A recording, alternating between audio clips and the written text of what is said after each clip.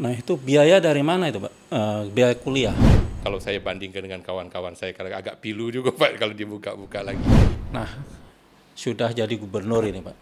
Gimana rasa tanggung jawabnya menjadi gubernur? Berat Pak jadi gubernur itu. Nah kalau begitu Pak, menjadi gubernur itu sebenarnya cita-cita, pilihan, atau kebetulan ini? Ya mungkin kalau 3 itu choice-nya ya kebetulan. Kalau yang pertama tidak dihitung sebagai jabatan gubernur Pak, karena itu meneruskan, apakah ada kemungkinan Bapak nyalon lagi nih? Apa menurut Bapak? Berguna atau ini hanya semacam ikut-ikutan gitu ya? Karena memang semua sekarang podcast lagi membumi ini. Lagi bagi saya nilai yang luar biasa dan saya mengucapkan selamat sekaligus berterima kasih dan saya kira bisa menjadi contoh buat institusi-institusi lain karena memang sekarang podcast menjadi bagian yang tidak terpisahkan dalam membangun komunikasi yang cepat, yang tepat.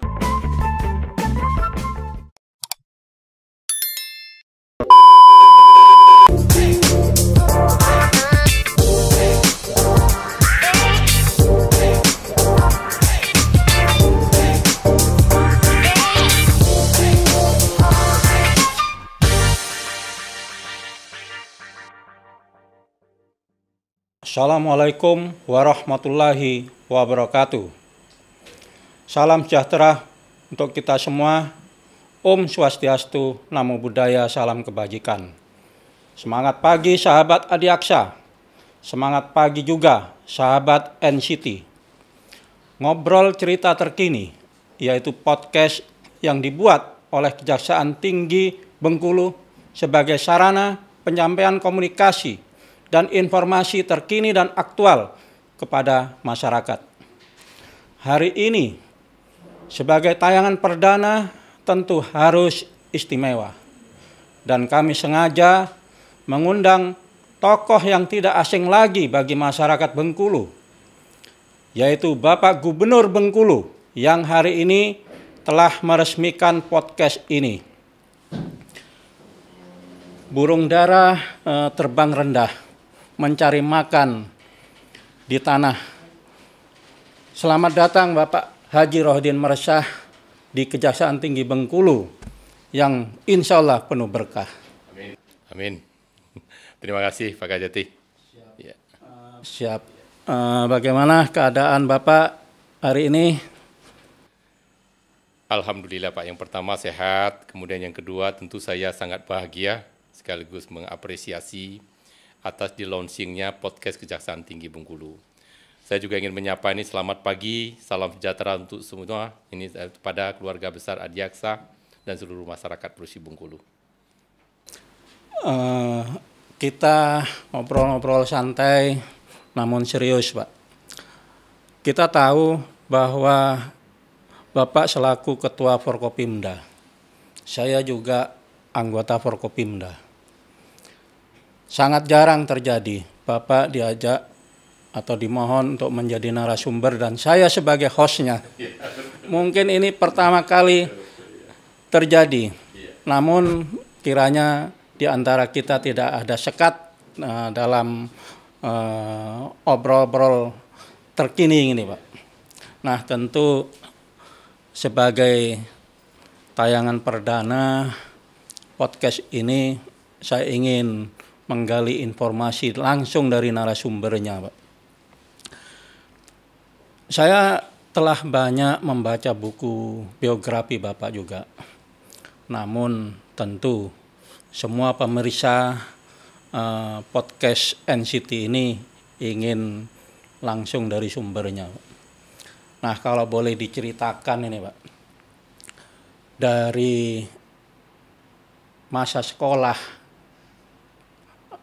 atau dari lahir sampai sekolah, sampai SMP, SMA, nah gimana nih ceritanya nih Pak? Mungkin ada hal-hal yang unik di situ. Silakan Pak.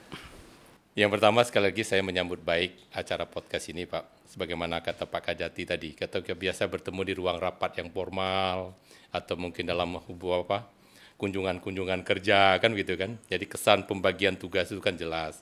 Tapi ini justru kita hadir dalam bentuk podcast sesuai dengan era kekinian, memanfaatkan teknologi digital dan ngobrol ringan ini artinya. Kan jarang-jarang jadi moderator pewawancara Kejati langsung kan gitu. Jadi saya kira sekali lagi ini menjadi momen yang penting untuk berbagi informasi sekaligus membangun suasana keakraban, kebersamaan sebagai unsur Forkopimda Bengkulu. Kemudian yang kedua terkait obrolan misalnya sejarah tentang diri saya ini Pak Kajati ya. Ya berjalan sebagaimana pada umumnya orang. Tidak ada yang istimewa sebenarnya. Saya kan lahir dari keluarga yang sangat sederhana, bahkan mungkin bisa dikatakan banyak kekurangannya. Itu di kampung kecil di Desa Gelumbang, Kecamatan Kota Manak, Bengkulu Selatan. Saya ini anak kelima dari 9 bersaudara, Pak. Orang tua saya kedua-duanya adalah petani gurem, petani kecil. Sekali lagi dengan keluarga yang dikatakan sangat-sangat sederhana kehidupannya. Kalau waktu masuk SD dulu, ya saya nggak pakai TK dulu, Pak, langsung masuk SD. Yang namanya di kampung, di dusun nggak ada TK. Dan pada waktu itu justru saya itu terlambat masuk SD, Pak. Jadi udah masih mendekati umur 8 tahun. Karena orang tua saya mungkin lupa mau nyekolahkan saya. Karena anaknya banyak, tadi keluarga kondisinya juga tadi sangat minus lah, boleh dikatakan sederhana sekali. Saya lihat teman-teman seusia saya itu udah pada sekolah semua.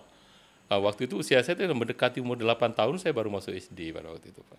Nah akhirnya itu alhamdulillah tamat SD, kemudian masuk SMP, SMA, itu tinggal semua di kampung, di dusun, di desa kita. Yang di Desa Gelumbang itu ya sekolah biasa kayak orang kampung pada umumnya. Ke sekolah jalan kaki dengan segala keterbatasan. Juga nggak tahu ini mengapain cuma datang ke sekolah aja. Nah, alhamdulillah akhirnya tamat SMA, terus dapat kesempatan melanjutkan studi. Itu pun juga saya kira sebuah kesempatan datang yang baik untuk kami dan keluarga. Sekali lagi waktu SD, SMP, SMA tuh nggak kebayang mau kuliah juga enggak. Tapi pas SMA, terus diterima saya di beberapa perguruan tinggi negeri di Indonesia waktu itu. Sebelum di perguruan tinggi nih, Pak, berarti SD, SMP, SMA itu di kampung, di tinggal dengan orang tua. kabupaten mana itu, Pak? Di Bengkulu Selatan. Itu desanya Desa Gelumbang, Kecamatan Kota Manak, Bengkulu Selatan tadi. Ya sekolah anak dusun lah, Pak. Ada nggak, Pak, panggilan kecil atau panggilan di kampung nama Bapak? Oh, nama keseharian. Saya kalau nama lengkap kan Rohidin, Pak. Mersa itu nama orang tua saya. Kalau keseharian saya dipanggil In kalau di kampung. Itu panggilan kecil di masyarakat saya, di desa saya, orang tua saya manggil In. Itu. Karena ujung nama keluarga kami yang laki-laki ujungnya Din semua, Pak. Kakak saya tertua tuh Hardin, terus ada Jahaluddin, Nohidin, Rohidin. Kalau dipanggil Din, kakak-kakak saya kan nyaut semua. Karena ujung nama kami itu semuanya Din dalam keluarga. Nah, orang tua saya memang nggak sekolah, tapi nggak tahu dia bisa bikin nama seperti itu. Ya. Orang tua betul-betul menjadi inspiratif ya, Pak. Dari kecil sampai SMA. Sebenarnya orang tua saya itu orang tadi, Pak, orang kampung, petani kecil, kemudian tidak bersekolah. Ya sebenarnya kalau orang tua tidak terlalu banyak mengajarkan tentang kehidupan. Beliau bekerja, Pak. Cuma keseharian kita melihat ya orang tua ini bekerja dengan segala kesungguhan, dengan ketulusan, dan tidak terlalu banyak melihat dunia luar. Dan kesempatan seperti itu kami lihat, ya kami sebagai anaknya juga tidak terlalu banyak berpikir jauh ke depan sebenarnya pada waktu itu. Ya, karena sekali lingkungannya kecil dengan segala keterbatasan. Ya cuman ada suatu semangat bahwa melihat orang tua semangat bekerja dengan segala situasi seperti itu, ya itu aja yang menginspirasi kami. Bapak ini tekun orangnya kira-kira. Cuma begitu-begitu aja. Karena Bapak jarang memberikan nasihat dalam bentuk narasi, Pak. Hampir nggak pernah. Nah, bincang-bincang di masa SMA ini, Pak. Saya pernah membaca di sebuah biografi juga tentang Bapak. Menurut teman-temannya Bapak termasuk yang cerdas. Termasuk juga anak yang tidak nakal. Sepantaran Bapak mungkin sering mencuri buah-buahan, tapi ternyata Bapak menolak untuk ikut-ikutan mencuri. Nah, ini cerita yang menarik ini, Pak. Apakah benar seperti itu? Sebagai gini Pak Kajati ya, pemirsa keluarga besar Adiaksa dan masyarakat Bengkulu. Sebenarnya kalau dikatakan cerdas juga tidak juga sebenarnya. Mau dikatakan kategori anak baik juga saya kira bukan ya. Karena tadi Pak, karena lingkungan sekupnya kecil dan orang potensial kan terbatas kalau di kampung. Jadi bersaing sama-sama orang-orang yang tidak kuat kan jadi kelihatannya kuat. Ya mungkin seperti itu. Jadi Kalau prestasi sekolah ya memang alhamdulillah biasa mendapatkan juara. Tapi tadi karena persaingannya memang ringan, Pak, namanya di kampung. Kemudian pada waktu itu kalau soal misalnya tadi kalau orang nyuri kita enggak, saya itu bukan benar orang baik, itu bukan sebenarnya, Pak. Tapi lebih kepada saya itu orang ada kekhawatiran, ada ketakutan. Karena kondisi keluarga kami tadi minus, orang tua enggak sekolah, keluarga banyak. Jadi pikiran saya itu cuma satu, kalau saya buat masalah kasihan orang tua saya. Ya, terus saya pasti nggak akan bisa menyelesaikan persoalan itu. Maka lebih kepada sebenarnya mengantisipasi kalau bisa tuh jangan bermasalah lah. Dan memang kalau saya ingat-ingat dari kecil sampai sekarang kayaknya saya tuh berseteru, apalagi berkelahi nggak pernah, Pak. Saya itu lebih banyak tadi sebenarnya bukan karena apa-apa, bukan karena baik. Lebih kemana didasari tadi takut, mindernya juga ada. Terus tadi dipikirnya kasihan sama orang tua. Nah hal-hal nilai-nilai seperti itu, jadi bukan hal sesuatu yang lebih betul. Sampai hari ini sekali lagi saya tuh nggak pernah kalau namanya berantem betul, Pak, dengan siapapun. Kalaupun posisi kita benar, kadang-kadang saya lebih banyak menghindar atau mengalah. Karena tadi didasari bukan baik sebenarnya. Lebih baik menghindar supaya tidak timbul masalah baru. Karena saya tahu keluarga saya pasti tidak punya kemampuan untuk menyelesaikan. Cuman lebih didasari nilai-nilai seperti itu, sederhana aja, Pak. Wah, luar biasa itu, Pak. Mempunyai watak dan karakter yang masih terus dibangun sampai saat ini untuk menjaga tidak berkonflik dengan orang lain. Ya, Nah itu mungkin bisa begitu, Pak. Betul. Nah, itu sampai SMA, Pak. Nah, bagaimana dengan kuliah Bapak? Bapak kuliahnya itu kalau tidak keliru saya baca di Yogyakarta, ya, Pak ya. Ya tadi, alhamdulillah juga tadi waktu itu Pak, SMA itu juga nggak kebayang kalau saya akan melanjutkan studi. Betul-betul saya itu menjalankan kehidupan itu ya apa ada yang di depan mata saja. Nah pas ketika SMA, teman-teman pada ngisi untuk pengisian apa, PBUD kalau zaman dulu kan PMDK. Ya saya juga nggak pamit dengan orang tua, iseng-iseng aja ada formulir ikut ngisi. Tapi saya tuh nggak ngerti, nanti akan kuliah kemana, apa ada biaya apa tidak, terus akan lulus akan seperti apa, nggak ngerti Pak, betul. Saya blank aja. Jadi, tapi kata orang ngisi daftar formulir perguruan tinggi, saya ikut daftar. Alhamdulillah, dulu saya tuh keterima di Gajah Mada, terus keterima juga di IKIP Padang, kalau tidak salah juga keterima juga di Universitas Diponegoro. Terus saya mikir lagi, itu nggak terlalu, kalau kami itu sederhana di keluarga itu, ya berkembanglah secara alami saja di rumah, Pak. Jadi akhirnya kepikiran saya coba ke Jogja. Dan Jogja itu saya nggak kebayang tempatnya itu di mana. Era 90-an kan masih sangat tertutup lah komunikasi, kemana-mana kan terbatas. Akhirnya saya simpulkan, ke Jogja aja lah. Akhirnya saya berangkat ke Jogja, Pak. Dan berangkat sendiri, Pak. Dari Bengkulu pamit dengan orang tua, belum pernah ke Jogja, nggak ada ditemani siapa-siapa, saya dikasih ongkos, saya berangkat ke Jogja. Dalamnya saya terus kuliah setelah hampir 4-5 tahun di Gajah Mada, saya nggak pernah pulang selama 5 tahun. Jadi berangkat, pas pulang itu sudah selesai, Pak. Nah itu biaya dari mana itu, Pak? Biaya kuliah? Waktu itu saya dikirimi kakak saya. Jadi kakak saya secara rutin bulanan itu ngirim biaya hidup ke saya. Dan kalau saya bandingkan dengan kawan-kawan saya, karena agak pilu juga Pak kalau dibuka-buka lagi. Kalau dikirim biaya waktu itu saya 50.000 per bulan Pak dikirim kakak saya. Dari pertama masuk sampai saya tamat kuliah itu 50.000 sebulan. Pokoknya itu harus cukup, nggak cukupnya sebegitu itu dikirimi untuk biaya hidup. Itu kakak tertua saya yang membiayai. Kalau orang tua saya di kampung sangat tidak memungkinkan. Cuman saya pamit berangkat kuliah waktu itu. Cuman saya pamit berangkat kuliah. Itu kos atau di asrama itu, Pak? Saya kos Pak waktu itu, ya. Kos ya. Memang kehidupan Jogja dengan uang 50.000 saat itu itu cukup itu, Pak. Karena saya waktu itu juga kuliah di Jogja juga, Pak. Iya, sama-sama. Lingkungan kan serba sederhana, suasananya juga guyup gitu kan. Jadi nyaman lah untuk hidup. Tapi terasa memang bahwa ya segala keterbatasan dalam hidup waktu itu tuh ya memang keras sih perjuangannya, Pak. Ya, dengan duit 50.000 per bulan itu. Ya. Nah, pemirsa, itulah kisah perjalanan Bapak Gubernur kita. Nah, sekarang menginjak pada bagaimana kisah perjalanan dari bekerja sampai jadi gubernur. Kacang bukan sembarang kacang. Kacang bernama kacang kenari. Bincang bukan sembarang bincang. Bincang-bincang bersama untuk membangun negeri.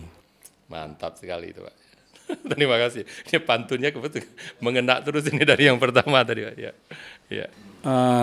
Tentu kami juga ingin mengetahui, Pak, kisah Bapak kalau tadi kehidupan dari kecil sampai remaja sampai kuliah.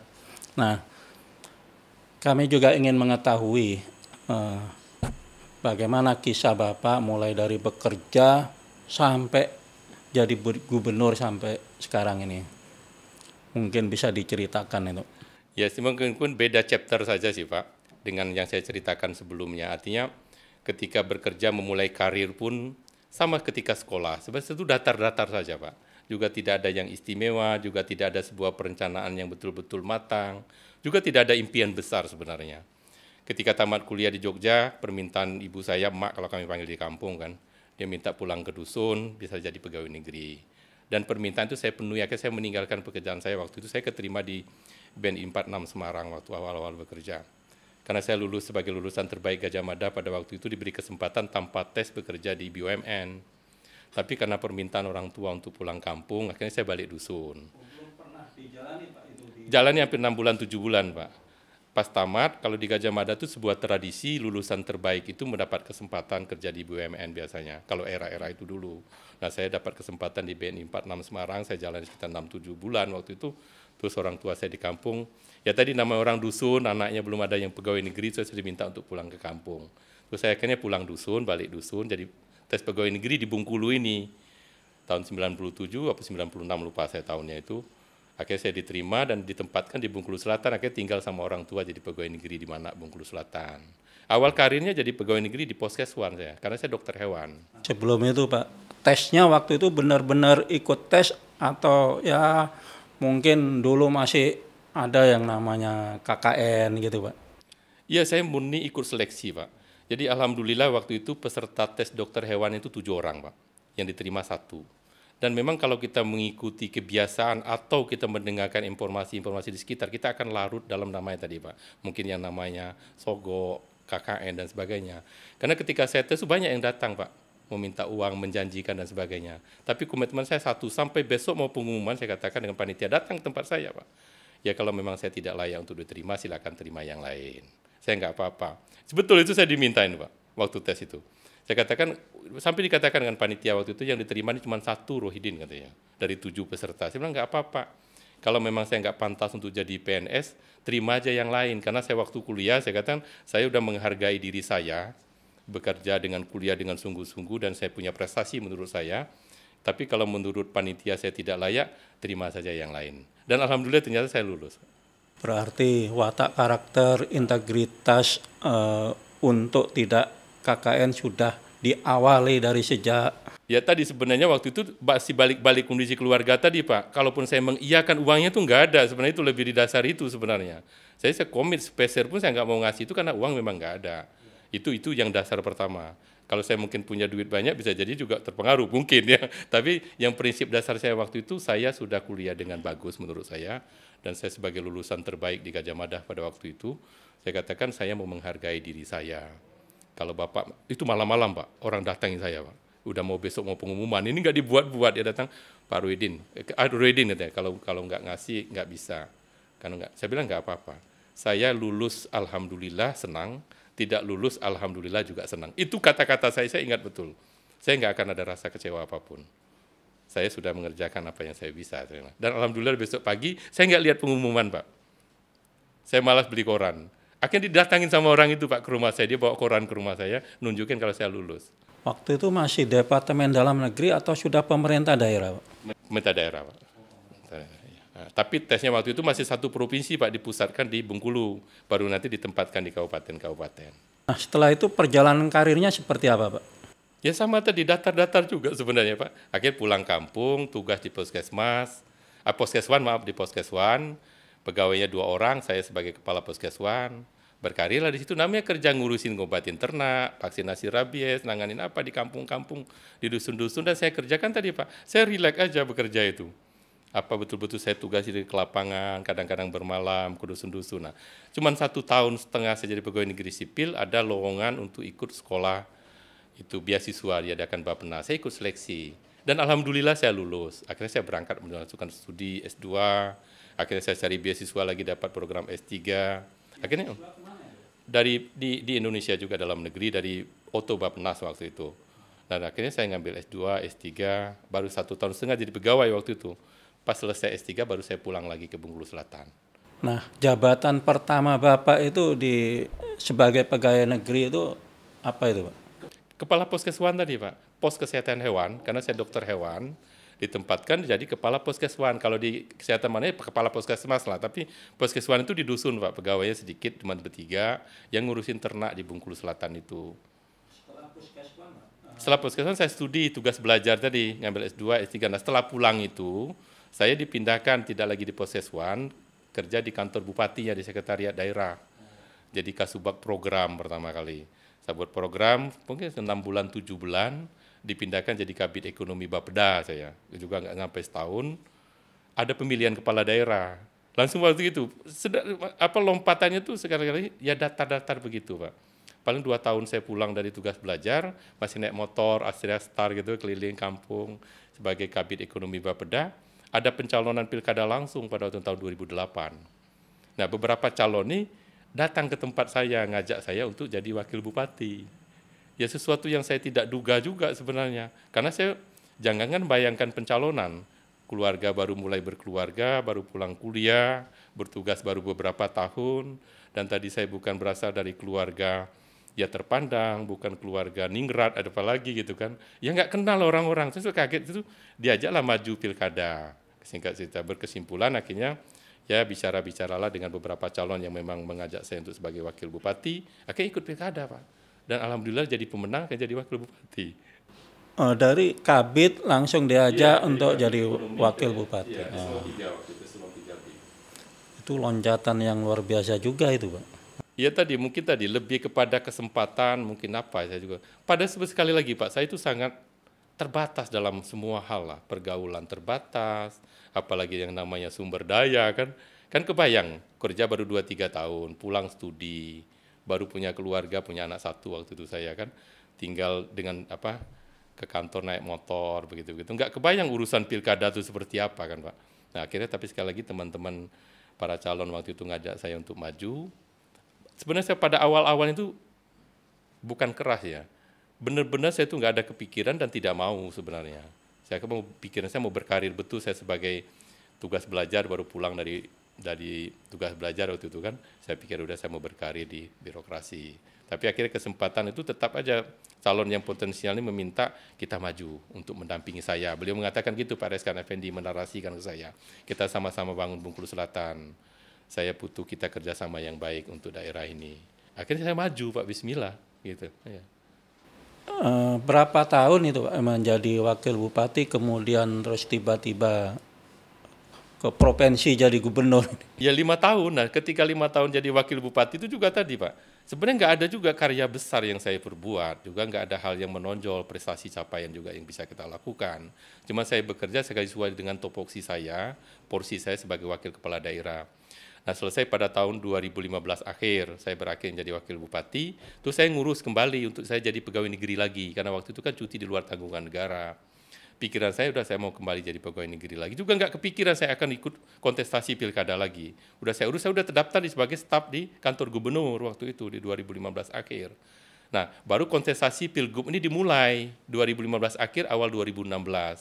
Nah dalam kondisi waktu itu saya kondisi sakit Pak, saya habis operasi karena saya kena usus buntu yang sudah sangat parah, masih dalam kondisi di rumah sakit. Nah tadi saya juga itu dihubungi sama calon gubernur waktu itu, Pak Ridwan Mukti yang mau mencalonkan diri di Bengkulu. Saya diteleponnya langsung ke saya, dihubungi ke handphone saya lagi di rumah sakit. Saya nggak kenal sama beliau. Beliau bilang, ini Pak Ruhidin di WA beliau, chat waktu itu kan masih SMS. Saya bilang, iya ini siapa? Kenalan justru di situ. Singkat cerita akhirnya beliau nemuin saya, ngajak saya berpasangan calon wakil gubernur. Ya cerita itu sesederhana itu sebenarnya Pak. Akhirnya sama dengan di Bengkulu Selatan dulu, maju pilkada dengan berbagai pertimbangan, sama saya mantan wakil bupati, yang juga sekali Pak dengan situasi yang juga tidak terlalu sebenarnya banyak capaian-capaian yang besar pada waktu itu. Saya juga sempat menolak juga beberapa kali sebenarnya. Itu bukan menolak, itu bukan basa-basi, benar-benar saya nggak mau sebenarnya katakan. Sebenarnya Pak Ridwan coba pilih yang lain sebenarnya. Coba berpikir sampai 1000 kali lagi lah untuk ngajak saya sebagai calon wakil gubernur. Pertama sebenarnya waktu itu saya sakit, saya kondisi tidak terlalu sehat, saya tidak mungkin bisa menemani untuk kampanye. Kemudian yang kedua saya bilang saya juga nggak bisa karena saya ini mau naik haji, waktu itu pendaftaran haji. Saya mau bawa orang tua saya naik haji. Saya bilang.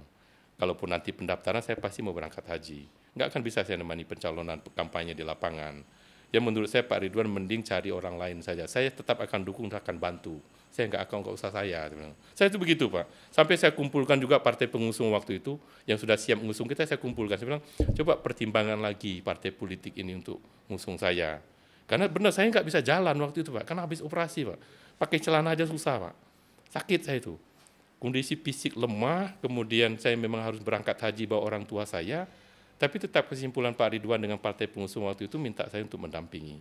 Akhirnya saya katakan, udah kalau begitu bismillah, tapi saya nggak ikut kampanye. Saya nggak ikut kampanye Pak. Saya berangkat haji. Pas pulang haji, tinggal debat di TVRI waktu itu dengan TV lokal, pencoblosan. Dan terpilih jadi wakil gubernur. Nah, kira-kira sekali lagi itu sederhana sebenarnya sekali, bukan sebuah lompatan yang besar, bukan sebuah cita-cita yang besar. Ya, semua peran aja saya kira datang dengan sebuah tanggung jawab, dan saya menganggap itu sebenarnya biasa-biasa saja pada waktu itu. Kemudian ini dari diajak Pak Ridwan menjadi wakil gubernur, Pak. Saat itu tahun kalau tidak keliru tahun 2018 Pak ya. 2017. Nah, bagaimana ceritanya tiba-tiba Bapak ditunjuk menjadi PLT waktu itu atau pejabat pelaksana tugas? Itu lebih kurang 1 tahun sebagai wakil gubernur Pak. Saya selalu saja 5 tahun pengalaman saya jadi wakil bupati. Waktu saya memposisikan betul bahwa saya ini membantu tugas-tugas kepala daerah. Kemudian saya biasanya lebih banyak menunggu apa yang mereka kepala daerah tugaskan, apa beliau perintahkan. Saya memahami betul bahwa saya ini membantu posisi saya wakil kepala daerah. Setahun setengah saya mendampingi Pak Ridwan Mukti, saya merasa sangat nyaman, Pak. Ya, saya lebih baik mengkoordinasikan tugas-tugas yang di lingkup pemerintah daerah dengan mitra. Kemudian Pak Gubernur lebih banyak keluar daerah dengan calon investor dan sebagainya. Nah, sudah 1 tahun berjalan tuh saya sangat nyaman sebagai wakil gubernur dengan tugas-tugas pokok saya. Nah, betul-betul di luar dugaan dan saya betul-betul tidak memperkirakan sama sekali, ternyata Pak Ridwan tersandung persoalan hukum, ketangkap OTT KPK pada waktu itu. Waktu itu saya sedang menghadiri hari ulang tahun Bengkulu Tengah, Pak. Saya betul-betul kaget, shock betul saya. Ya.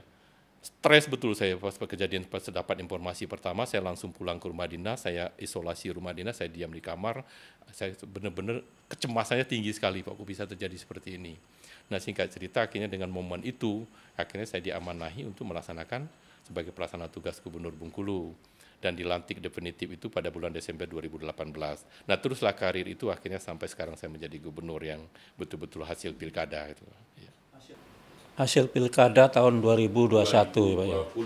2020. Pilkada 2020 saya dilantik 2021. Nah, kalau begitu Pak, menjadi gubernur itu sebenarnya cita-cita, pilihan, atau kebetulan ini? Ya mungkin kalau 3 itu choice-nya ya kebetulan. Iya, saya itu, jangankan bercita-cita kebayang juga enggak Pak, betul. Pilihan saya nggak punya choice apa sebenarnya waktu itu. Ya ini kebetulan menurut saya. Yang sesuatu betul-betul datang terjadi gitu. Ya. Nah, sudah jadi gubernur ini Pak, gimana rasa tanggung jawabnya menjadi gubernur?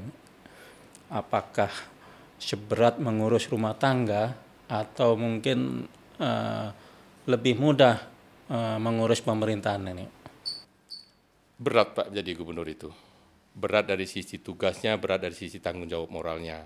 Kalau Pak Kajati nanya mana lebih berat dengan membangun tanggung jawab rumah tangga, itu saya kira mungkin hal yang berbeda ya. Tanggung jawab saya sebagai keluarga, sebenarnya saya katakan mungkin bisa lebih tinggi daripada tanggung jawab saya sebagai gubernur, tapi tentu dengan ibaratnya itu panggung yang berbeda. Karena menurut saya keluarga justru utama Pak, harus saya betul-betul dalam kontrol, dalam arahan, dan dalam cita-cita saya, bagaimana anak istri saya bisa menjadi lebih baik. Tapi di sisi tanggung jawab saya sebagai gubernur, yaitu tentu tanggung jawab saya kepada masyarakat Bengkulu, tanggung jawab kepada bangsa dan negara. Dalam situasi era sekarang sekali lagi tidak gampang, tidak mudah ya untuk mendaji pimpinan di daerah dengan segala dinamikanya, Pak. Nah, kalau dihitung Pak, tahun 2018-2021 itu kan Bapak PLT ya, kemudian 2021-2024 hasil pilkada itu. Kalau yang pertama tidak dihitung sebagai jabatan gubernur, Pak, karena itu meneruskan, apakah ada kemungkinan Bapak nyalon lagi nih? Kalau secara regulasi memang tadi Pak, karena keputusan MK itu kan jabatan itu dihitung sebagai satu periodisasi ketika kita menjabat itu ya 2,5 tahun plus 1 hari. Nah, waktu itu saya dilantik bulan Desember 2018, berakhir kalau tidak salah Februari 2021, artinya belum memenuhi 2,5 tahun plus 1. Secara regulasi saya masih punya kesempatan, kalau aturannya seperti sekarang ya. Tapi sekali lagi sebagaimana perjalanan karir saya Pak, saya tetap berpegang, saya mengerjakan apa yang ada di tanggung jawab sekarang. Ini bukan jawaban politis, saya juga tidak melihat terlalu jauh. Yang penting saya menanggung jawabi apa yang saya pegang sekarang dengan baik, dengan segala kemampuan yang saya punya, dan saya berserah diri sepenuhnya dengan pemilik segala kekuasaan Allah Subhanahu wa Ta'ala. Saya tidak mengerti apa yang akan terjadi. Jangankan tahun 2024, esok hari pun saya tidak tahu. Tapi sebagai manusia biasa, kemudian manusia yang memegang amanah dan punya satu keyakinan, hidup harus saya kendalikan, hidup harus saya arahkan agar saya bisa berbuat yang terbaik untuk diri saya, untuk daerah ini.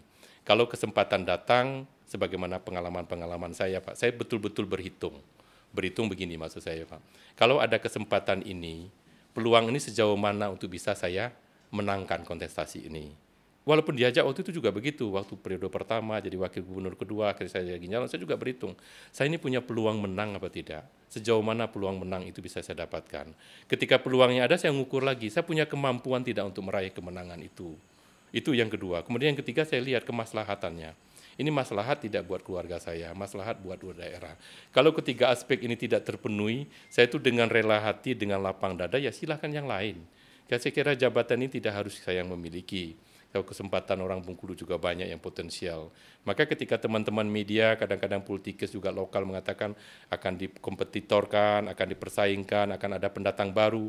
Kalau saya itu justru dengan sumringah menyambut itu, Pak. Artinya silakan berkontestasi, saya juga belum tentu nyalon lagi.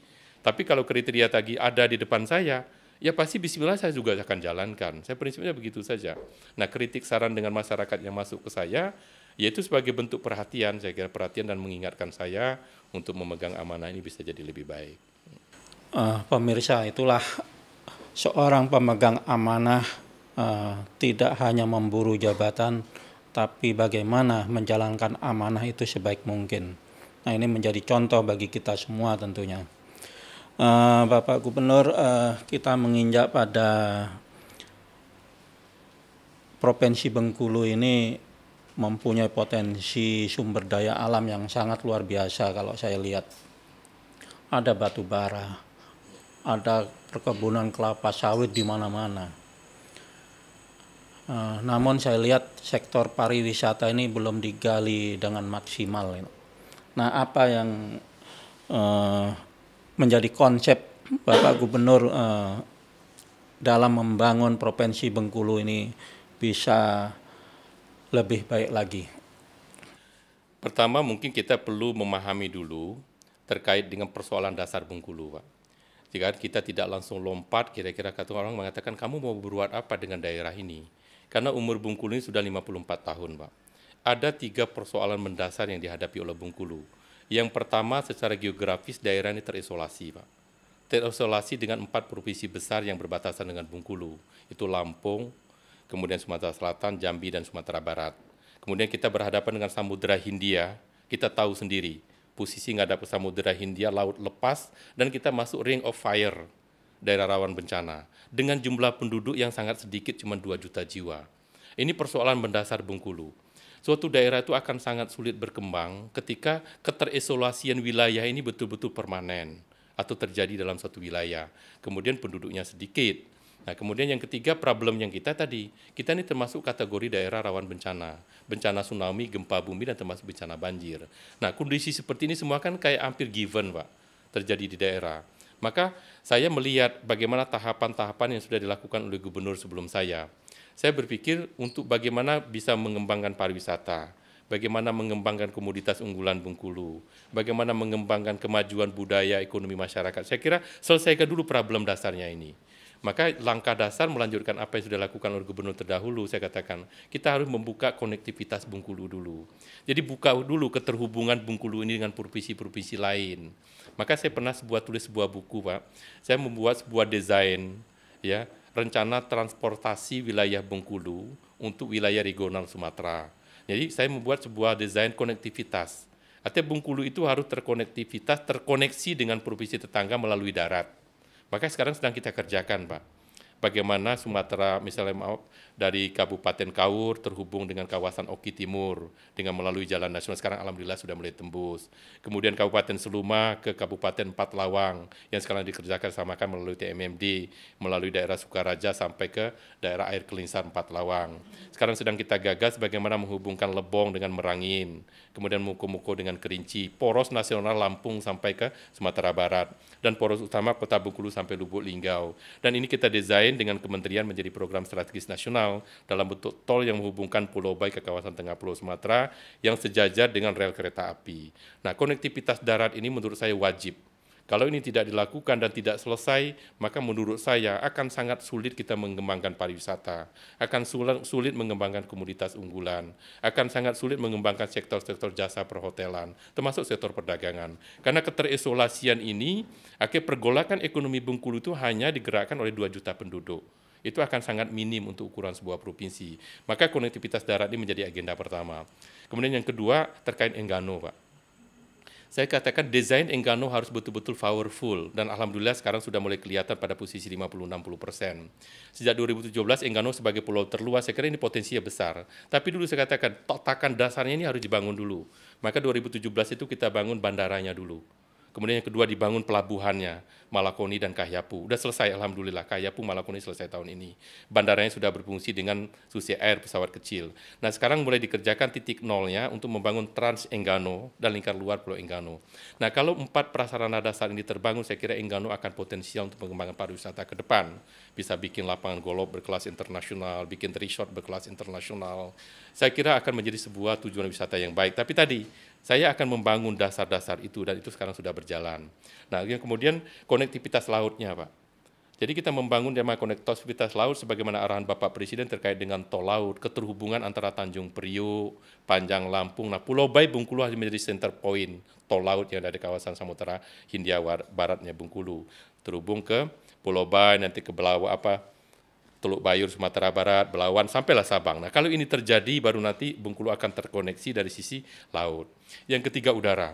Sejak 2017 saya jadi gubernur, saya mengubah status Bandara Fatmawati menjadi bandara di bawah kelolanya Angkasa Pura II. Alhamdulillah disetujui. Dulu, Bandara Fatmawati ini dikelola oleh Kementerian Perhubungan dengan segala keterbatasannya. Saya menghadap Bapak Presiden, menghadap Kementerian Menteri BUMN, kemudian Direktur Angkasa Pura. Akhirnya 2019 ditarik dikelola oleh Angkasa Pura II. Sebenarnya kalau bukan COVID, Pak, ini sudah dikembangkan. Investasi sekitar 600-700 miliar untuk dikembangkan menjadi bandara internasional di bawah Angkasa Pura II, dan waktu itu kita gagas. Kalau dulu, Pak, sebelumnya 2018 ke bawah, pintu masuk Bengkulu melalui udara cuma Jakarta.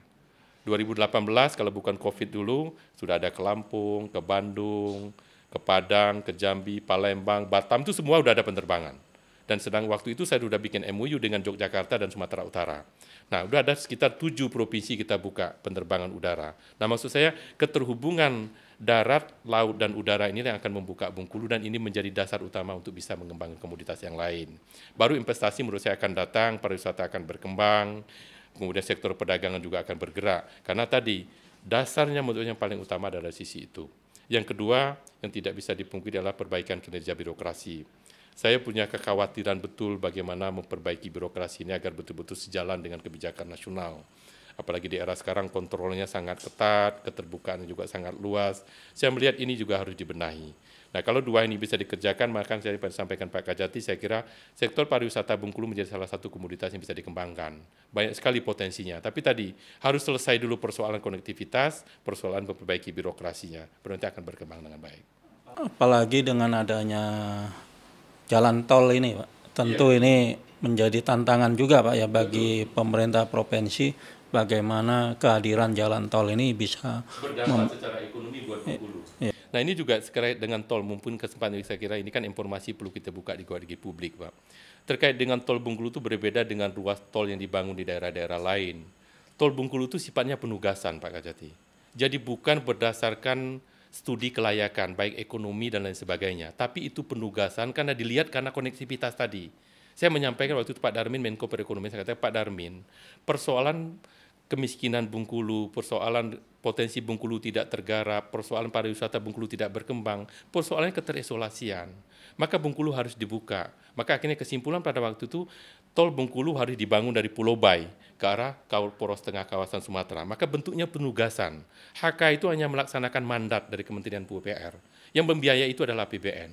Maka kalau ada pihak mengatakan, ayo kita studi dulu kelayakan tol Bengkulu, yang nggak usah di studi, udah pasti nggak layak itu. Karena dasar pertimbangannya bukan kelayakan, tapi untuk membuka keterisolasian Bengkulu dan dibiayai melalui APBN, melalui penugasan langsung. Maka ketika teman-teman banyak komentar di media mengatakan, wah ini akan mandek, kemudian Bengkulu akan sia-sia, ini akan proyek mangkrak akan mubazir. Saya kira komentar-komentar seperti ini menurut saya kurang pas, saya katakan. Karena mengapa, Pak? Negara membangun itu sudah sangat dengan penuh perhitungan. HK juga mengerjakan itu juga dengan penuh perhitungan. Tidak mungkin investasi yang sudah puluhan triliun mereka tanam di Bengkulu itu akan disia-siakan. Kira-kira kalau bahasa sederhananya itu belum mengebetnya kita orang Bengkulu untuk melanjutkan tol itu. Ya investor HK dan kebijakan Bappenas negara itu justru lebih ngebet untuk menyelesaikan itu agar ada manfaatnya secara ekonomi maupun secara teknis buat Bengkulu. Maka saya katakan komentar kita justru menurut saya harus lebih sehat untuk keberlanjutan tol Bengkulu, bukan mengatakan itu mangkrak, pemerintah pusat tidak adil. Justru pemerintah pusat itu sangat adil dengan membangun tol di Bengkulu. Tapi tahapannya bisa kita lihat. Nah, sekarang gini Pak Kajati, maksud saya gini, tol di Bengkulu itu mulai titik nolnya 2019, Pak. Yang 17,8 km itu selesai tahun 2021. Boleh dicari di Republik ini, yang tol ditetapkan tahun itu dan selesai pada tahap itu juga, nggak ada, Pak. Di daerah-daerah lain itu dari penetapan pertama, pembebasan lahan bisa 45 tahun, Pak. Jadi kalau kita Bengkulu itu ruas tol tercepat 2019, mulai titik 0, 2021 sudah 17, sekian itu kilometer. Dengan investasi berapa? Lebih dari 5 triliun. Dalam tempo 2 tahun, Pak. Sampai PTHK itu mengatakan, Pak Bintang waktu, Pak Gubernur, saya ini udah puluhan tahun kerja di PTHK. Ini progres pembangunan jalan tol tercepat di Indonesia. Jadi maksud saya kalau agak mandek setahun, mandek itu tuh bukan buat saya bisa menerima, bisa enggak, itu sangat biasa, Pak. Daerah lain itu pembebasan lahan di 3 tahun, Pak. Kita dulu 4-5 bulan selesai pembebasan lahan, akhirnya berjalan 2 tahun 1 ruas selesai. Nah sekarang sudah direncanakan lagi untuk ruas kedua Tabak Penanjung sampai ke Pahang. Itu sekitar 23 km. Investasinya berapa? 18,7 triliun itu. APBD Bengkulu berapa? Cuma 3 triliun. Artinya apa? Ya, hampir 7 kali lipat APBD Bengkulu yang harus diinvestasikan. Kebayang tidak? Masih pasti pemerintah punya perhitungan. Maka saya katakan dengan teman-teman, ayo kita membuat sebuah narasi yang sehat untuk mendukung investasi, untuk mendukung program strategis nasional. Karena inilah yang akan menjadi pintu pembuka kemajuan Bengkulu. Ya. Nah, begitu pemirsa NCT, begitu kompleksnya permasalahan Provinsi Bengkulu ini. Itulah dibutuhkan seorang pemimpin yang visioner. Tanpa pemimpin yang visioner, tanpa mempunyai visi dan misi yang jelas, mungkin tidak akan seperti sekarang ini. Nah, tadi sudah kita bincang-bincang mengenai pembangunan. Nah, saya ingin beralih sedikit, Pak. Bapak Gubernur selaku Kepala Pemerintahan Provinsi tentu mempunyai ASN. Nah, ASN ini seperti di kita juga, Pak. Ada yang nakal, ada yang tidak patuh, ada yang tidak disiplin. Nah, apa konsep Bapak ini menghadapi hal seperti ini? Pertama memang harus diakui bahwa birokrat ASN itu adalah mesin penggerak dari pembangunan, Pak. Termasuk untuk melaksanakan pelayanan publik. Kita semua juga tahu, sebenarnya paham juga, juga tidak bisa dipungkiri bahwa memang kinerja ASN itu termasuk buruk, termasuk lemah, Pak. Dan itu evaluasi menyeluruh. Nah, menurut saya ini tantangan tersendiri. Tapi alhamdulillah sekarang dengan penetapan dengan model TPP, dengan model remunerasi, dengan model berbasis kinerja. Nah, ASN tidak bisa lagi dengan gaya lama. Tapi 1-2 tetap saja namanya oknum, Pak. Tapi saya kira perubahan untuk menuju arah lebih baik sebagaimana di jajaran kejaksaan saya kira sama. Ini semangat spirit untuk berubah itu saya kira sudah mulai muncul dengan instrumen-instrumen dibuat oleh pemerintah. Artinya kalau kamu bekerja akan dihargai, kalau kamu prestasinya buruk kamu akan kena punishment. Ini kan mulai kelihatan. Ya kalau dulu kan nggak ada kita pola-pola seperti itu, Pak. Ya semuanya data-data saja berjalan seperti apa adanya. Tapi dengan pola sekarang reformasi birokrasi yang ada, mulai ada perbaikan dan itu ditunjukkan, Pak. Sebelumnya, Pak, di kinerja kita Pemprov aja waktu itu, pelayanan publik kita, Pak, itu kan output dari kinerja ASN. Itu nomor 31, Pak, dari 34 provinsi di tahun 2017. Alhamdulillah mulai kita benahi semua struktur ASN-nya, regulasinya, akhirnya kita masuk 10 besar.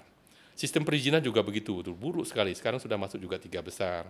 Sistem perencanaan juga, Pak. Kita alhamdulillah sejak 2019, 2020, 2021 dalam rangka PPD, perencanaan dan pencapaian pembangunan daerah, itu dilakukan oleh Bappenas, kita selalu masuk 3 besar nasional, Pak.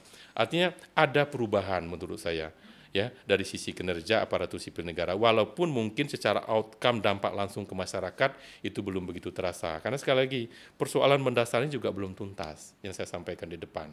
Jadi memang dibutuhkan perbaikan birokrasi yang sekarang tuh mulai kelihatan ada perubahan itu, ditunjukkan tadi dengan pelayanan publiknya makin bagus, keterbukaan informasi publik baru saja 2 hari yang lalu kita termasuk terbaik ke-5 secara nasional, penyerapan anggaran juga bagus, Pak. Kemudian perizinan juga begitu, perencanaan pencapaian pembangunan juga sebagai bagus. Jadi menurut saya ini sudah menunjukkan sebuah frame perubahan, tinggal nanti disinkronkan dengan perubahan dasar struktur wilayah yang saya sampaikan tadi. Saya yakin, Pak, 5-10 tahun yang akan datang, itu dinamika ekonomi Bengkulu akan menjadi berubah dan menjadi terkoneksi dengan 4 provinsi tetangga dan perubahan birokrasi yang menjadi lebih baik, ini akan menggerakkan yang sektor tadi, Pak, perekonomian yang lain. Baik, luar biasa Pak Gubernur. Saya juga melihat aspek lain, Pak, ya. Masyarakat Bengkulu ini sangat plural. Namun saya juga belum melihat kancah di percaturan tingkat nasional ini masih minim gitu, Pak, ya. Nah, aspek apa yang kira-kira bisa digaungkan atau ditingkatkan ke depan, kira-kira Bengkulu ini bisa berbicara di tingkat nasional? Tentu yang bisa membicarakan itu pertama tentu harus orang Bengkulu sendiri, Pak.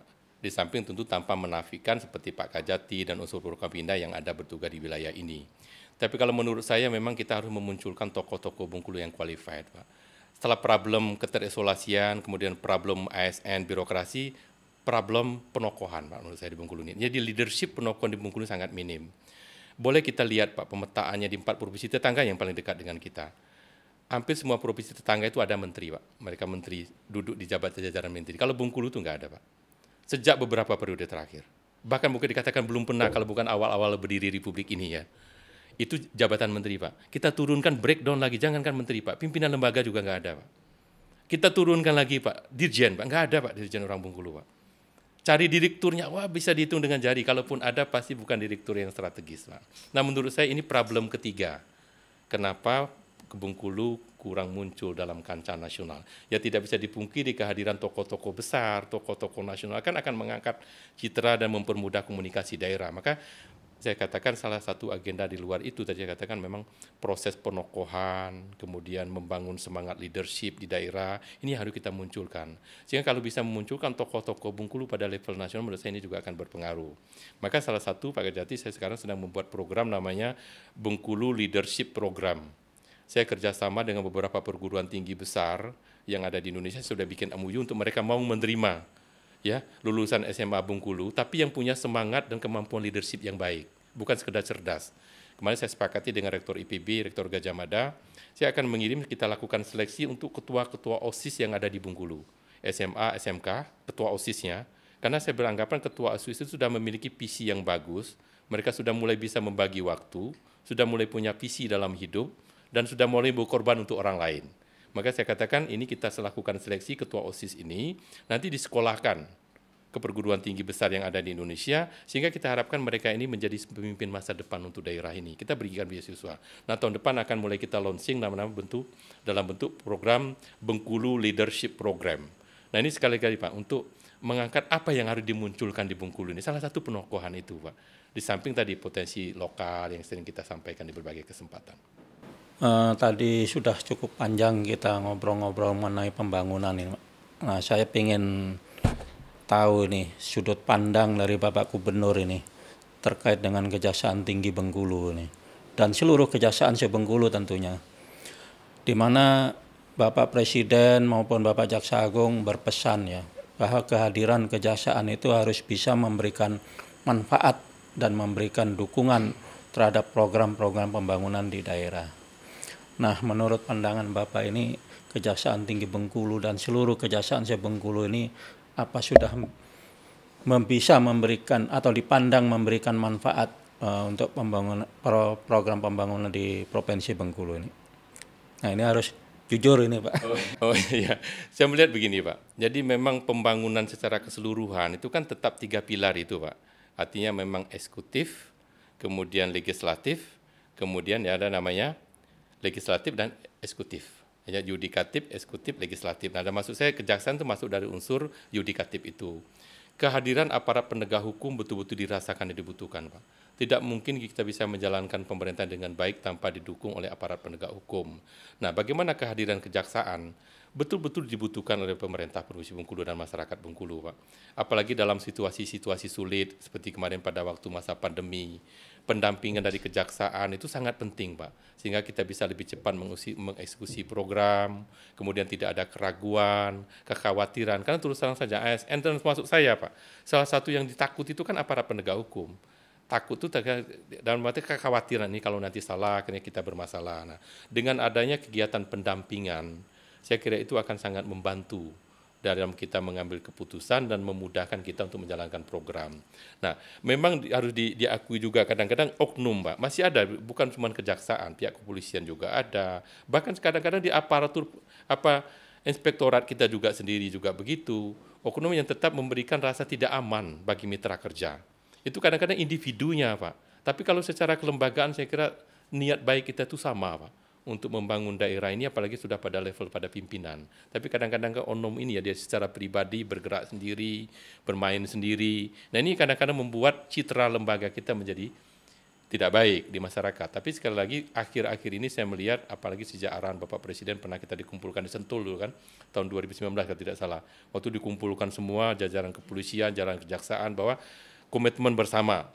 Nah, ini menurut saya ini juga harus kita patuhi bersama, Pak. Artinya ketika proses-proses kesepakatan yang kita bangun itu kita patuhi, tentu ASN juga akan merasa tenang. Misalnya kalau kejadian proses kegiatan pembangunan kalau sudah berjalan dulu, proses lelang selesai dulu, atau kalau ada temuan diselesaikan dulu pada internal auditor kita, pada internal inspektorat kita. Nah, kalau ini semua kita patuhi, bukan berarti tidak boleh mengintervensi masuk untuk melakukan pembenahan. Saya kira ini akan lebih baik, Pak. Ini yang mungkin perlu saya sampaikan juga.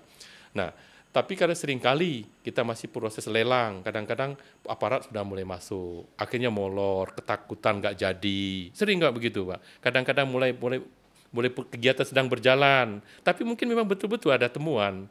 Kadang-kadang memang agak keterlaluan betul pula, memang harus segera kita turun. Tapi menurut saya mungkin yang begini perlu dibicarakan secara fungsi tadi, Pak. Inspektorat, fungsi auditor. Saya kira mungkin itu yang lebih kita tekankan lagi ke depan agar kehadiran kejaksaan, kepolisian itu benar-benar memperkuat pelaksanaan pembangunan di daerah.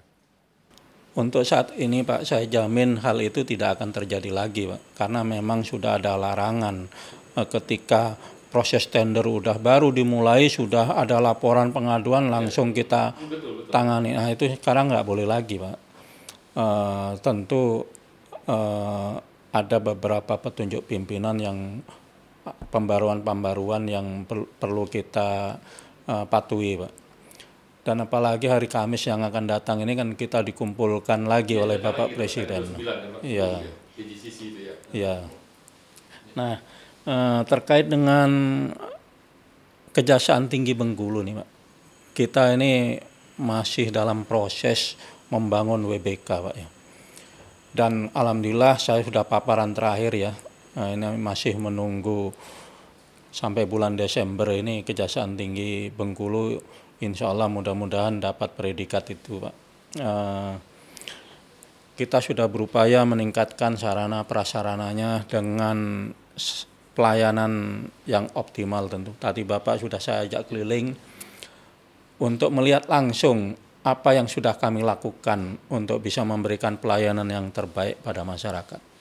Namun tentu saya juga ingin ada kritik yang sifatnya membangun ya. Kita masih ingin berusaha terus menjadi lebih baik lagi. Nah, apa kritik Bapak terhadap lembaga Kejaksaan Tinggi khususnya di Bengkulu ini? Saya kira kritik itu bisa diberikan ketika kita berinteraksi, Pak ya. Yang pertama terkait dengan permintaan legal opinion kalau saya terasa betul. Jadi ada beberapa persoalan di lapangan yang kami betul-betul membutuhkan legal opinion dari kejaksaan. Nah, saya kira mungkin ini yang perlu kecepatan, ketepatan, dan kebersamaan kita. Sehingga ketika kita melakukan proses pembangunan sebuah legal opinion itu jangan justru timbul masalah ke publik.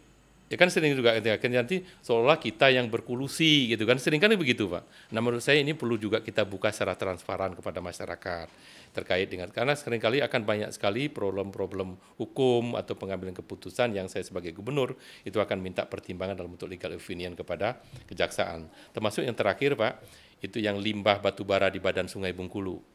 Itu kan limbah batubara Pak dari hasil tambang di hulu. Nah selama ini masyarakat ngambil itu di karung ini dijual Pak. Nah itu sudah beberapa orang yang berurusan dengan aparat hukum sampai masuk penjara Pak. Nah menurut saya ini kan limbah. Kalau diambil, dimanfaatkan, maka pengerukan badan sungai ini kan akan secara alami. Itu akan mengurangi banjir Pak. Dulu waktu proses penambangan ini masih terjadi, ini banjir itu nggak separah sekarang Pak, karena badan sungai terjadi pengerukan oleh masyarakat. Nah tapi tadi karena belum ada dasar hukum legal opinion-nya, berdebatlah kepolisian, kejaksaan dengan kita sampai waktu itu agak seru juga. Saya katakan Pak daripada ini nggak diambil, ini kan di badan sungai. Tapi dari pihak para pendukung mengatakan, apa dasarnya ini kan bukan tambang, ini kan bukan galian C. Nah menurut saya, legal opinion seperti ini penting. Nah ketika menurut saya kecepatan respon dan tanggung jawab kita itu menurut saya harus sama Pak. Orientasi kita ke kemanfaatan Pak. Masyarakat punya penghasilan, sungai terkeruk. Kan menurut saya harus gitu. Ini yang menurut koreksi saya sampai sekarang belum selesai ini. Nah kenapa? Karena cara pandang kita berbeda. Ini berpegang ANSI dengan regulasi, ini bukan galian C, ini bukan tambang, nggak boleh dijual di sini. Tapi kalau bicara kayak arahan Bapak Presiden, pertimbangan akhir itu masyarakat, pertimbangan akhir manfaat. Dibiarkan sekarang, sekarang sungai pendangkalan, masyarakat nggak punya tempat pencarian. Terus apa manfaatnya nggak kita keluarkan secara resmi? Nah, maksud saya ini kalau bisa dilakukan akan bermanfaat sekali buat masyarakat Bengkulu. Saya katakan, ayo kita buat lembaga pengelolanya. Keluarkan izinnya di aparat penegak hukum. Saya statement sebagai limbah misalnya. Kita jual langsung ke TLB Bengkulu. Kan jadi manfaatnya banyak sekali. Ketersediaan bahan baku bakar, kira-kira begitu. Itu satu. Kemudian yang kedua terkait dengan pendampingan hukum. Kan kejaksaan itu otomatis kita kan kerjasama sebagai pengacara negara. Nah menurut saya kalau kita akan bermasalah hukum dari awal menurut saya, nah fungsi kejaksaan sebagai pengacara negara itu bisa mendampingi dan mengarahkan kita lebih dulu Pak. Walaupun pada akhirnya juga akan diadili di kejaksaan, di kepolisian, di pengadilan. Dan menurut saya sebagai jaksa, sebagai pengacara negara, ya dari awal juga mengingatkan, mendampingi. Ini keinginan tuh seperti itu. Nah ini menurut saya yang belum terjadi juga. Ya kadang-kadang tuh posisi sebagai kejaksaan negara itu hanya pada kasus-kasus tertentu ketika kita diminta. Kan gitu loh. Ada menurut saya melakukan pendampingan hukum ini supaya birokrasi ini benar dan tidak merasa khawatir dan takut itu perlu dilakukan menurut saya Pak. Kemudian yang ketiga, terkait kalau ada kasus-kasus hukum tadi Pak. Menurut saya harus porsinya, menurut saya harus benar-benar tepat. Ini pada tahapan mana? Ya, karena sekali lagi di Bengkulu ini Pak, kontrol media dengan LSM ini kencang sekali Pak. Ya, bahkan sampai timbul itu bagian penerangan Kemendagri sampai ngatakan Pak Gubernur katanya, kalau di Bengkulu itu LSM sama medianya itu katanya, itu Tuhan aja yang tidak dikirimi surat itu. Dan bersuratnya itu bisa tiap hari Pak. Nah ini maksud saya kita juga minta maaf, saya harus juga bisa memilah-milah, jangan itu jadi masalah juga Pak. Jadi ketakutan, kecemasan ASN itu luar biasa Pak. Apalagi ancaman sekarang tuh ketika terbukti sebagai kasus korupsi langsung berhenti itu Pak dampaknya luar biasa Pak. Ada beberapa kasus pemberhentian dengan tidak hormat karena kasus korupsi Pak. Keluarganya cerai, ada yang gila Pak, stres Pak. Itu menurut saya dampak hukum luar biasa Pak. Dan ini menurut saya tadi bukan berarti kita menyederhanakan proses hukum, tapi pertimbangan-pertimbangan kemanusiaan seperti ini menurut saya juga harus ada, Pak. Ya. Baik Pak, harapan Bapak Gubernur tentu itu akan menjadi catatan saya tersendiri dan tentu itu akan menjadikan Kejaksaan Bengkulu akan lebih baik lagi. Nah, ini yang terakhir ini Pak, terkait dengan podcast NCT Kejaksaan Tinggi Bengkulu ini. Saya ingin penilaian dari Bapak ini. Dengan membangun podcast seperti ini, apa menurut Bapak? Berguna atau ini hanya semacam ikut-ikutan gitu ya? Karena memang semua sekarang podcast lagi membumi ini. Yang jelas pertama saya sangat surprise, Pak. Artinya pihak kejaksaan justru lebih dulu ketimbang institusi-institusi lain yang berdalam pengertian kita Forkopimda ya. Kemudian yang kedua, yang tidak bisa dipungkiri memang era sekarang tuh ya eranya media, eranya digital, Pak.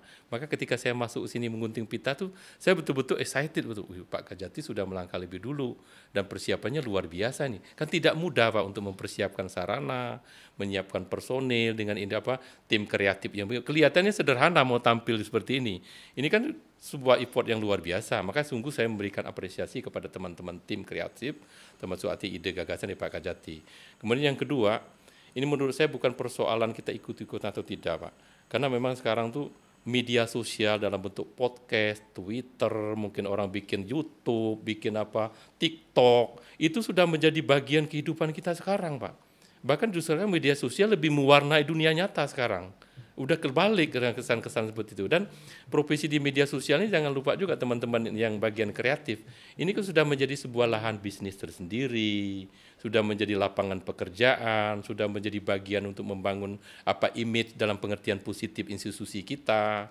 Dan yang tidak kalah pentingnya kebutuhan sekarang, Pak, informasi itu sudah menjadi kebutuhan, Pak, dan jadi sumber daya tersendiri. Nah, ketika Pak Kajati sudah membangun ini, menurut saya Pak Kajati sudah mengkapitalisasi sumber daya informasi yang ada di Kejaksaan, sekaligus membranding Kejaksaan melalui podcast seperti ini. Dan saya kira tadi kita tampil berdua gini juga tidak gampang kan Pak Kajati. Pak Kajati bisa menjadi sebuah pewawancara, biasanya kan adik-adik kita jadi moderator atau jadi pewawancara, kan biasanya begitu. Ini timbul Pak Kajati mewawancara Gubernur, kan nggak gampang juga Pak kita bisa tampil begini. Mas, sekali lagi bagi saya nilai yang luar biasa. Dan saya mengucapkan selamat, sekaligus berterima kasih, dan saya kira bisa menjadi contoh buat institusi-institusi lain. Karena memang sekarang podcast menjadi bagian yang tidak terpisahkan dalam membangun komunikasi yang cepat, yang tepat, sebagaimana NCT kita ngobrol cepat terkini ya gitu kan. Nah, apa yang bisa melebihi kecepatan ini? Kita bisa langsung live, ini bisa disampaikan, Anda bisa dilangsungkan live, dan ini tidak akan bisa dihapus. Coba kalau media mainstream bisa hilang nanti. Tapi kalau model begini, Pak, masuk di YouTube, masuk di Instagram, dengan sendirinya sumber daya informasi bergerak. Pemirsa NCT, memang benar apa yang dikatakan oleh Bapak Gubernur. Saya selaku host tidak mudah juga seperti layaknya ketika waktu saya jadi jaksa memeriksa orang, itu ternyata tidak mudah ketika saya menjadi host saat ini. Nah, ini apa yang dikatakan Pak Gubernur itu benar adanya. Kan karena bukan profesi kita, Pak. Ini kan menjalankan profesi orang lain. Tapi kan jadi unik. Karena Pak Kajati langsung jadi pewawancaranya. Saya terima kasih sekali, Pak. Amin, terima kasih, Pak. Sebagai penutup, ini ada pantun yang belum saya hafal ini. Kalau tadi udah benar-benar saya selaku pembukaan tadi itu saya hafal benar. Bunga rafflesia di dalam semak banyak dikunjungi oleh wisatawan. Tiada gading yang tak retak, hilaf dan salah, mohon dimaafkan. Ya, sama-sama Pak Kajati. Terima kasih. Saya juga begitu, juga minta maaf kalau ada yang kurang pas. Mungkin informasinya ya bukan yang dibutuhkan oleh pendengar. Saya juga minta maaf. Artinya sekali lagi ini kan boleh katakan uji coba perdana, Pak. Apa-apa kalau perdana itu kadang-kadang kan banyak kurang lebihnya kan gitu Pak sekali. Tapi mudah-mudahan bermanfaat buat pemirsa semuanya. Nah, demikianlah pemirsa NCT dimanapun berada. Ini adalah tayangan pertama NCT Kejaksaan Tinggi Bengkulu. Terima kasih atas perhatian Bapak Ibu sekalian masyarakat Bengkulu. Wassalamualaikum warahmatullahi wabarakatuh. Salam sejahtera untuk kita semua. Om Santi Santi Om, Namo Buddhaya, salam kebajikan.